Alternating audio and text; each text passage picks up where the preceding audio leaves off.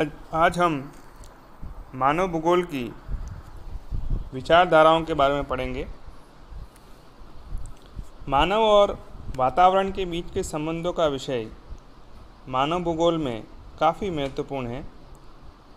इससे संबंधित विभिन्न भूगोलवेत्ताओं ने अनेक विचार दिए हैं।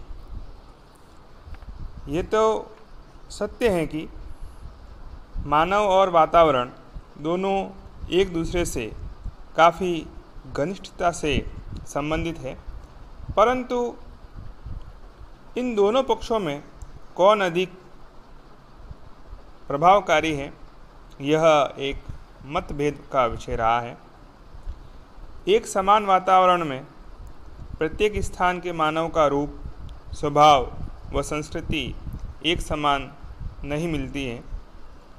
मानव ने अपनी बुद्धि और विवेक द्वारा कुछ स्थानों पर तो वातावरण पर अपना नियंत्रण स्थापित कर लिया है और कहीं पर वातावरण की प्रबलता को स्वीकार भी किया है।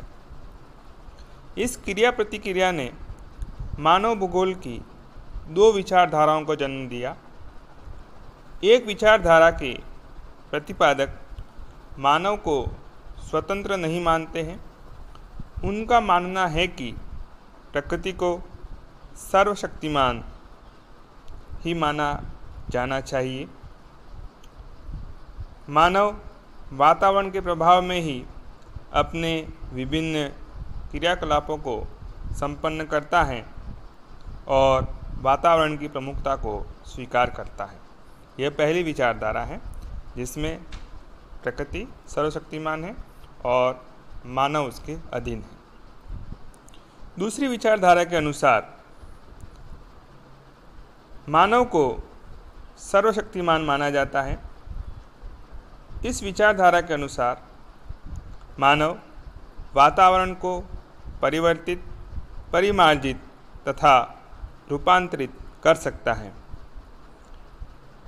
अर्थात इस विचारधारा में मानव सर्वशक्तिमान है और पर्यावरण उसके अधीन है। इन दोनों विचारधाराओं से इतर एक तीसरी मध्यम मार्गी विचारधारा का भी उदय हुआ, जो वातावरण मानवीय क्रियाओं को नियंत्रित नहीं करती हैं वरन उन्हें प्रभावित करती हैं और मनुष्य अपनी इच्छा द्वारा वातावरण में इच्छित परिवर्तन करता है वह स्वयं भी वातावरण से प्रभावित होता है। इस प्रकार मानव भूगोल की तीन विचारधाराएं या तीन स्कूल्स माने जाते हैं। पहला है नियतिवाद या निश्चयवाद, जिसको अंग्रेजी में डिटर्मिनिज्म कहा जाता है। दूसरा है संभववाद या पॉसिबिलिज्म और तीसरा जो मध्यम मार्ग की विचारधारा है वह है नवनिश्चयवाद या नियो डिटर्मिनिज्म। सबसे पहले हम देखते हैं नियतिवाद या निश्चयवाद या डिटर्मिनिज्म। यह विचारधारा सबसे पहले विकसित हुई थी।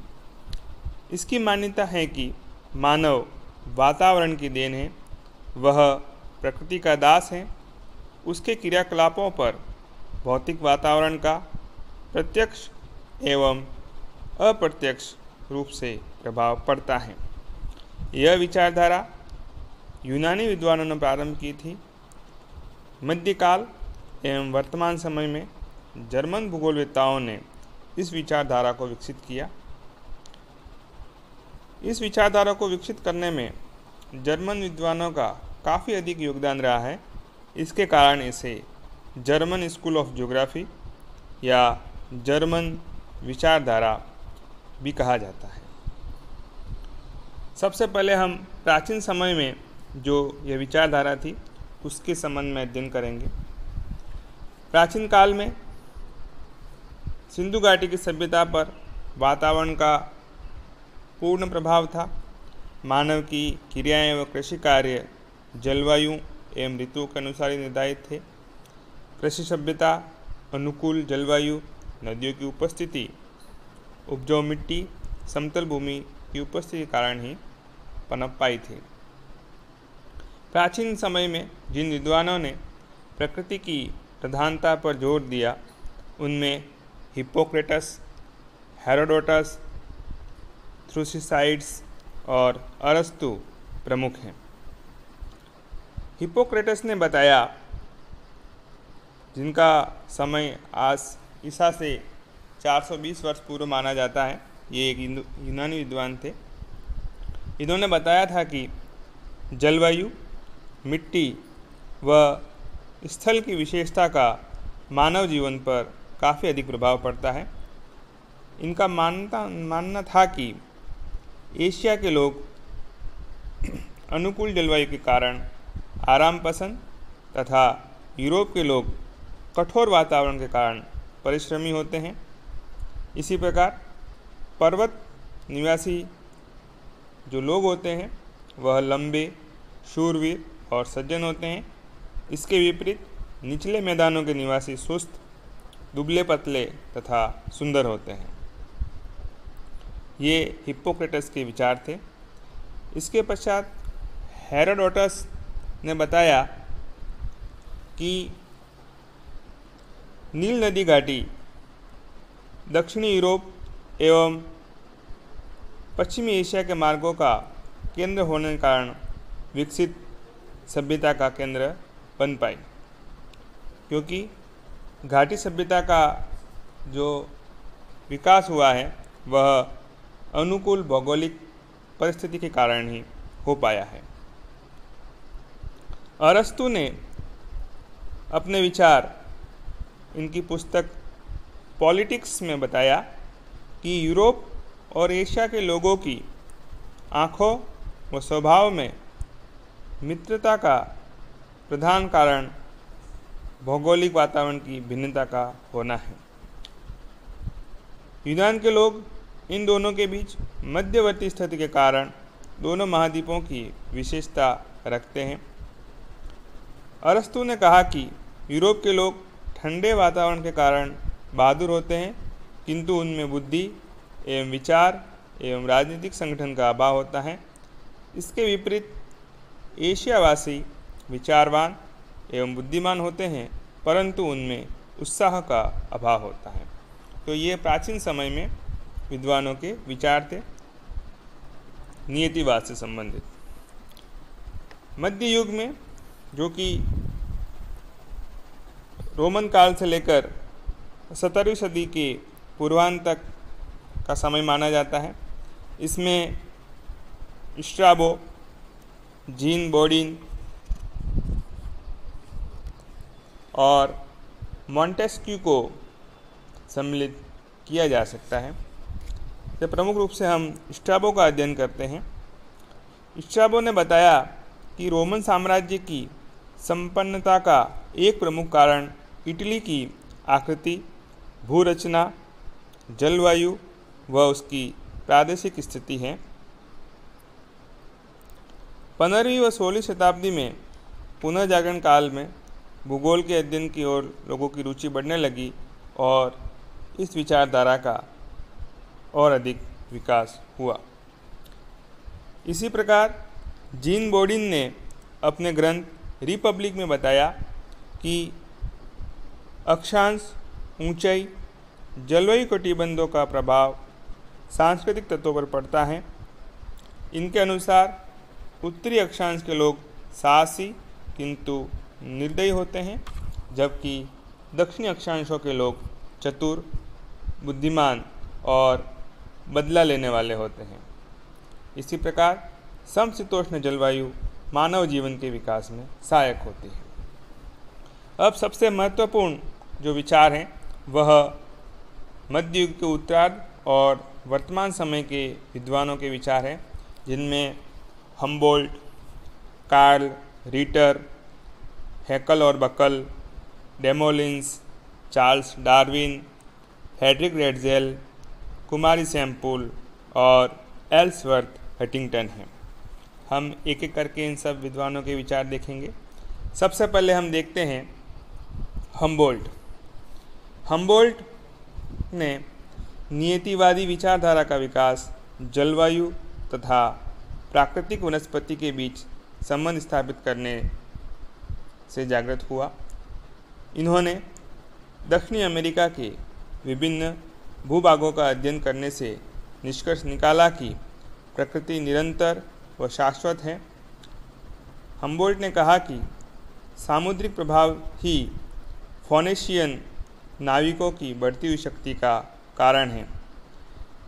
मानव की आंतरिक व बाह्य प्रेरणाएं जलवायु संबंधों से स्वतंत्र होती हैं।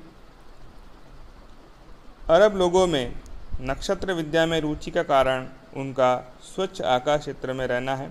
इसी प्रकार पर्वत व मैदान वासियों के स्वभाव व अन्य गुणों में निश्चित अंतर होता है। ये हम्बोल्ट के विचार थे।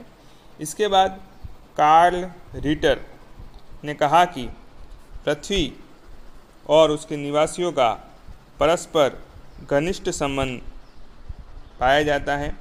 भूमि वहाँ के निवास पर प्रभाव डालती हैं और वहाँ के निवासी भूमि को प्रभावित करते हैं। मानव पर प्रभाव डालने वाली शक्तियों में जलवायु सबसे अधिक महत्वपूर्ण तथ्य है।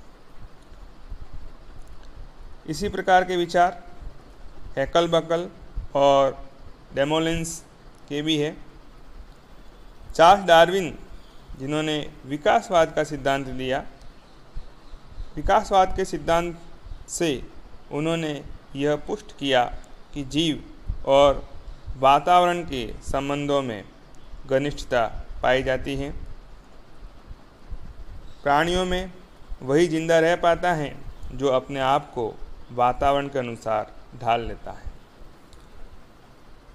अगले प्रमुख विद्वान हैं फ्रेडरिक रेडजेल। इन्होंने अपनी पुस्तक एंथ्रोपोज्योग्राफी, नाम याद रखिएगा, फ्रेडरिक रेडजेल की पुस्तक है एंथ्रोपोज्योग्राफी। इस पुस्तक में उन्होंने बताया कि मानव अपने वातावरण का जीव है। Man is the creature of his environment. Ratzel नियतिवादी विचारधारा का कट्टर पोषक व प्रतिपादक था। उसने बताया कि संपूर्ण पृथ्वी एक इकाई है। हमारी बुद्धि, सभ्यता एवं संस्कृति की प्रगति की तुलना एक चिड़िया की स्वच्छंद उड़ान से नहीं की जा सकती। उनकी तुलना एक पौधे के ऊपरी तने से हो सकती है, जिसकी जो जड़ें हैं वह सदैव पृथ्वी से आबद्ध है और जो शाखाएं हैं तने पर अवलंबित हो सकती है। मानव अपना मस्तिष्क आकाश में चाहे जितना ऊंचा क्यों न उठा ले, तथापि उसके पैर सदा ही धरती पर टिके रहेंगे तथा उसकी धूल धूल प्रकृति में विलीन होगी। ये रेडजेल के विचार थे। रेडजेल की एक शिष्या थी कुमारी सैम्पुल। इन्होंने अपनी पुस्तक इन्फ्लुएंस ऑफ ज्योग्राफिक इन्वायरमेंट में मानव पर प्रकृति के प्रभावों को महत्वपूर्ण माना और बताया कि मानव पृथ्वी तल की उपज है। इसका अभिप्राय केवल इतना ही नहीं है कि वह पृथ्वी का बच्चा है और उसकी धूल का कण है, वरन यह भी है कि पृथ्वी माता ने उसका पालन पोषण किया है, उसके लिए कर्तव्य निश्चित किए हैं, उसके विचारों को निश्चित दिशाओं की ओर मोड़ा है, उसके समक्ष ऐसी कठिनाइयाँ उपस्थित की हैं जिससे उसके शरीर को बल मिलता है और बुद्धि को तीव्रता। पृथ्वी ने उसे जहाज रानी और सिंचाई की समस्या दी है और साथ ही साथ उसके कान में समस्याओं का हल भी बतला दिया है। वह उसकी हड्डी और मांस में तथा उसके मस्तिष्क और आत्मा में प्रवेश कर गई है। ये कुमारी सैम्पुल के विचार है। तो इसकी जो पहली पंक्ति है, मानव पृथ्वी तल की उपज है, इसको याद रखिएगा। यह कई बार पूछा जा सकता है कि यह परिभाषा किसने दी है। Man is a product of the earth surface. यह है कुमारी सैम्पुल या ईसी सैम्पुल। इन्होंने जो पुस्तक लिखी वह इन्फ्लुएंस ऑफ ज्योग्राफिक इन्वायरमेंट थी। इस प्रकार यह नियतिवाद विचारधारा के प्रमुख विद्वान थे। अब विचारधारा दी है तो उसकी कहीं न कहीं आलोचना भी अवश्य रूप से होगी। आलोचना में कहा जा सकता है कि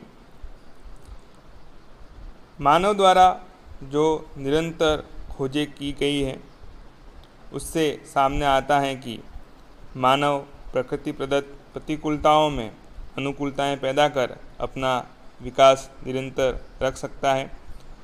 विद्वानों ने अनेक उदाहरणों की मदद से प्रकृति पर मानव के प्रभाव को हावी बताया है। उन्होंने मानव पर प्रकृति के नियंत्रण के स्थान पर प्रभाव तथा प्रभाव के स्थान पर प्रतिक्रिया या समायोजन को व्यक्त किया है। उनके अनुसार पहिया, हल, कृषि यंत्र, नाव, पशुओं का विविध उपयोग मानव की प्रकृति पर विजय का प्रतिरूप है। तो इसकी आलोचना से इस बात पर होती है कि मानव मात्र एक मोम का पुतला नहीं है जिस पर प्रकृति अपनी मर्जी चाहे उस हिसाब से उसको परिवर्तित कर लेती है, जबकि मानव अपना आप में स्वयं में सक्षम है और वह सभी सीमाएं प्रकृति की नहीं मानता है। ये इसकी प्रमुख आलोचना थी। तो ये हमने आज नियतिवाद के बारे में पढ़ा। नेक्स्ट क्लास में हम संभववाद और नवनिश्चयवाद या नवनियतिवाद के बारे में पढ़ेंगे।